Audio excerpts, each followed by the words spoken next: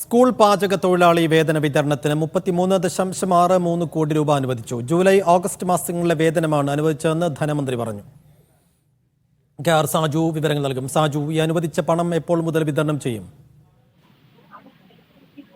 13,560 തൊഴിലാളികളുടെ July August മാസങ്ങളിലെ വേതനമാണ് ഇപ്പോൾ അനുവദിച്ചിരിക്കുന്നത്. 33,63,00,000 രൂപ.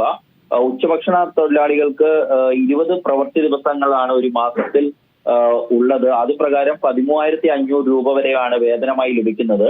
ഇതിൽ കേന്ദ്രവിഹിതം 600 രൂപയാണ്. ബാക്കി 12,900 രൂപ സംസ്ഥാന ഫണ്ടിൽ നിന്നാണ് നൽകുന്നത്.